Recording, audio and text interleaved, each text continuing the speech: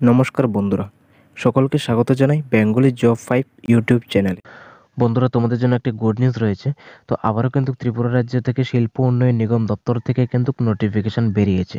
আজকের এই ভিডিওটিতে আমরা আলোচনা করব সেই নোটিফিকেশনটি কিভাবে তোমরা আবেদন করবে, সিলেকশন প্রসেস কি রয়েছে, যোগ্যতা কি, পোস্ট কয়টি রয়েছে, সবকিছু ডিটেলস এই ভিডিওটির মাধ্যমে আলোচনা করব। ঠিক আছে, তো তোমরা যারা আমার চ্যানেলে নতুন ভিজিট করছো, প্লিজ চ্যানেলটি সাবস্ক্রাইব করে দিও এরকম সরকারি এবং বেসরকারি চাকরির ভিডিও সবার আগে পাওয়ার জন্য। আর ভিডিওটি স্কিপ না করে দেখতে থাকো, কারণ যদি স্কিপ করে নাও তাহলে হয়তো কোনো অংশ দেখতে পাবে না, হয়তো বা বুঝতে পাবে না। তো বন্ধুরা দেখো, এটা হচ্ছে অফিসিয়াল নোটিফিকেশন যেটা সোফা থেকে বেরিয়েছে, মানে শিল্প উন্নয়ন নিগম দপ্তর থেকে। তো এটা হচ্ছে society for entrepreneurship development. Address দেওয়া হচ্ছে entrepreneurship development institute of Tripura, ITI road, Indranagar, Agartala, ত্রিপুরাতে। ঠিক আছে, তো আমরা ডাইরেক্ট সরাসরি নোটিশের মধ্যে চলে আসবো।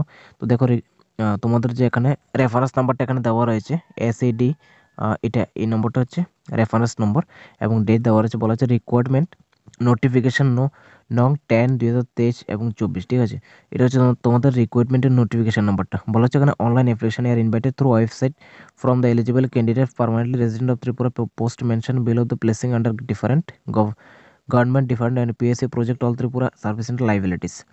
মানে বলছে এখানে তোমাদের কিন্তু অনলাইনে আবেদন করতে হবে। অনলাইনে আবেদনের জন্য এখানে ব্লু কালারের লিঙ্ক দেওয়া রয়েছে, সেই লিঙ্কে গিয়ে তোমাদের কিন্তু অনলাইনে আবেদন করতে হবে এলিজিবল ক্যান্ডিডেটদের। ঠিক আছে, এবং তারাই আবেদন করতে পারবে যারা একমাত্র পার্মানেন্টলি ত্রিপুরার রেসিডেন্ট রয়েছে বা PRTC রয়েছে ত্রিপুরার, একমাত্র তারাই আবেদন করতে পারবে। ঠিক আছে, এটাই বলছে এখানে। তারপর আমরা সরাসরি পোস্টের দিকে চলে আসবো। প্রথম যে পোস্টটি এখানে রাখা রয়েছে টেকনিক্যাল অ্যাসিস্ট্যান্ট পোস্টে রাখা রয়েছে এখানে, যেখানে UR এর জন্য 8টি, STর জন্য 4টি, এবং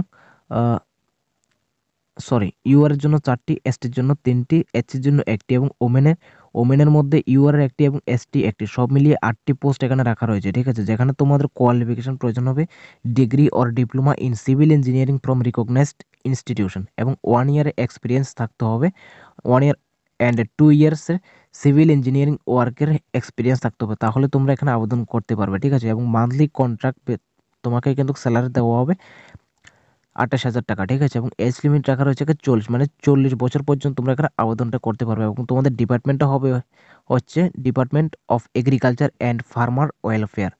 ঠিক আছে, এই ডিপার্টমেন্ট অথবা এজেন্সিতে তোমাদের নিয়োগ করা হবে এখানে। তারপর রাখা রয়েছে টেকনিক্যাল অ্যাসিস্ট্যান্ট।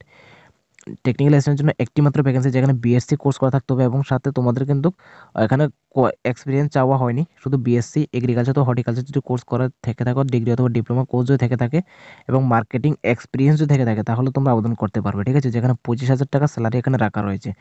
ঠিক আছে, এবং 40 বছর পর্যন্ত তোমরা আবেদন করতে পারবে। ঠিক আছে, department of agriculture and farmer welfare তোমাদের কিন্তু নিয়োগ করা হবে এখানে। তারপর বলা হচ্ছে কম্পিউটার অপারেটর।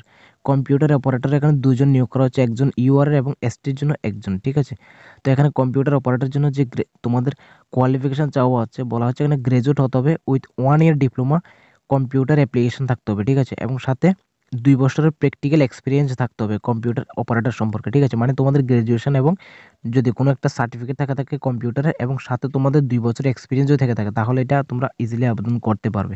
এর জন্য তোমাদের স্যালারির প্যাকেজটা রাখা রয়েছে 15,000 টাকা।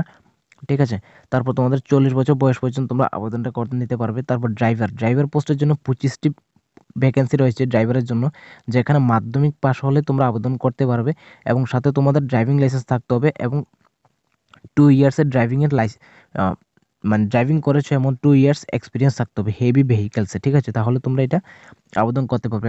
এখন এখানে তোমাদের যে স্যালারিটা দেওয়া হচ্ছে, এখানে 21,400 টাকা তোমাদের স্যালারি রাখা রয়েছে এখানে।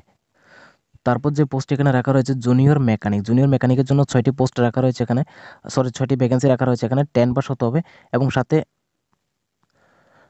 তোমাদের 10 বছরের এক্সপিরিয়েন্স থাকতে হবে, যে তুমি কোনো অটোমোবাইল ওয়ার্কশপে অথবা ফার্মে কাজ করেছো এমন তোমাদের কিন্তু কাজ থাকতে হবে। আর যারা 8 পাস করে গেছো তারাও কিন্তু আবেদন করতে পারবে, কিন্তু তোমাদের ক্ষেত্রে 8 পাস ক্যান্ডিডেটদের জন্য মোটামুটি 15 বছরের এক্সপিরিয়েন্স থাকতে হবে, যে কোনো অটোমোবাইল ওয়ার্কশপে কাজ করার 15 বছর যদি এক্সপিরিয়েন্স থেকে থাকে, তাহলে তোমরা এটা আবেদন করতে পারবে। ঠিক আছে, এখানে তোমাকে স্যালারি দেওয়া হবে 21,400 টাকা। তারপর পোস্ট হচ্ছে অ্যাসিস্ট্যান্ট ফোরম্যানের জন্য এখানে বলছে অটোমোবাইল ইঞ্জিনিয়ারিং অথবা পাস মেকানিক অথবা ফিটার মোটর ভেহিকেলের ট্রেড ফ্রম ITI যদি করে থাকো, তাহলে তোমরা আবেদন করতে পারবে, এবং 5 বছর তোমাদের এক্সপিরিয়েন্স থাকতে হবে, তাহলে তোমরা এখানে আবেদন করলে তোমাদের বেতন দেওয়া হবে 34,700 টাকা। ঠিক আছে, 40 বছর পর্যন্ত তোমরা আবেদন করতে পারবে এখানে। তারপর বলা আছে ক্লিনিক্যাল অ্যান্ড প্রয়োজনে, তারপরে এগুলো হচ্ছে মেডিকেল লাইনে, ঠিক আছে, মেডিকেল লাইনে যারা আবেদন করতে চাও। তো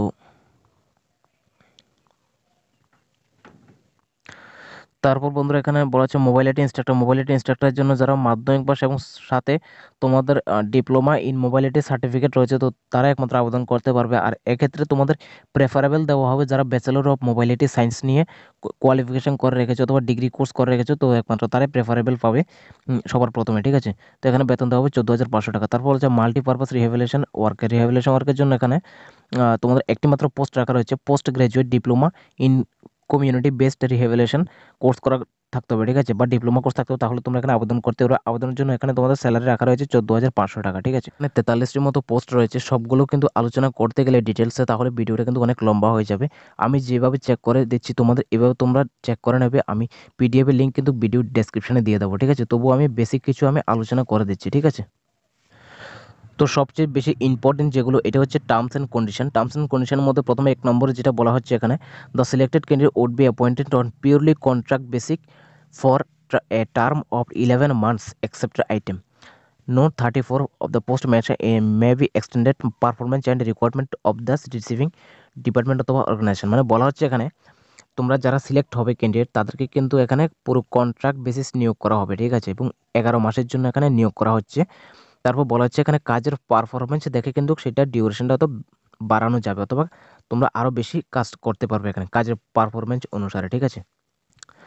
তারপর 2 নম্বর অপশানে বলা হচ্ছে যারা সিলেক্ট হবে ক্যান্ডিডেট, সেই ক্যান্ডিডেটরা কিন্তু সোফেদার আন্ডারে থাকবে, কিন্তু সোফেদার আন্ডারে কিন্তু কাজ করতে হবে, ঠিক আছে। তারপর 3 নম্বর অপশানে এখানে বলা হচ্ছে এখানে ক্যান্ডিডেট যাদেরকে সিলেক্ট করা হবে বা সিলেকশন প্রসেসের কথাই আমরা বলতে পারি এখানে। তো এখানে তোমাদের সিলেকশন প্রসেসটা রাখা রয়েছে, কিন্তু তোমাদের রিটেন এক্সাম হবে অথবা তোমাদের ইন্টারভিউ হবে, পিওরলি মেরিট বেসিস হবে, ঠিক আছে, মেরিট বেসিস তোমাদের এখানে হবে। তারপর 4 নম্বর বলা হচ্ছে এখানে এজ রিল্যাক্সেশন পাবে যারা SC ST PS candidate holder রয়েছে, তোমাদের কিন্তু এখানে গভর্নমেন্ট রুলস অনুসারে এখানে এজ রিল্যাক্সেশন তোমাদের দেওয়া হবে, ঠিক আছে। তারপর এখানে বলে রাখি, আর তোমাদের এখানে আবেদনের জন্য এখানে মিনিমাম 236 টাকা এখানে প্রয়োজন হচ্ছে, ঠিক আছে। 200 টাকা হচ্ছে তোমাদের অ্যাপ্লিকেশন ফি, সাথে তোমাদের 18% জিএসটি সব কিছু মিলিয়ে এখানে 236 টাকা এখানে অ্যাপ্লিকেশন ফি রাখা রয়েছে, ঠিক আছে। তো এখানে অ্যাকাউন্ট টাইটেল দেওয়া রয়েছে এবং যে ব্যাংক নাম দেওয়া রয়েছে এবং আইপিসি কোড, অ্যাকাউন্ট নাম্বার সব কিছু দেওয়া রয়েছে। এগুলো দিয়ে কিন্তু তোমাদের অনলাইনে আবেদন করতে হবে। অনলাইনে যে এখানে যে ব্যাংক ডিটেলসগুলো দেওয়া হয়েছে, এগুলো হচ্ছে পেমেন্ট করার যে পেমেন্ট যে করবে, সেগুলো নিচে দেওয়া যে অ্যাকাউন্ট রয়েছে সেই অ্যাকাউন্টের মাধ্যমে তোমরা এখানে পেমেন্টটা করবে, ঠিক আছে। আর তোমাদের অনলাইন আবেদনের যে লাস্ট ডেটটা দেওয়া রয়েছে এখানে, সেটা মার্চের 3 তারিখ পর্যন্ত তোমরা এখানে আবেদন করতে পারবে বিকেল 5টা 30 পর্যন্ত, ঠিক আছে। তো তার আগে তোমরা সবাই অ্যাপ্লাই করে নেবে, ঠিক আছে। আর আমি পিডিএফ লিঙ্ক ভিডিও ডিসক্রিপশনে দিয়ে দেবো। Thank you.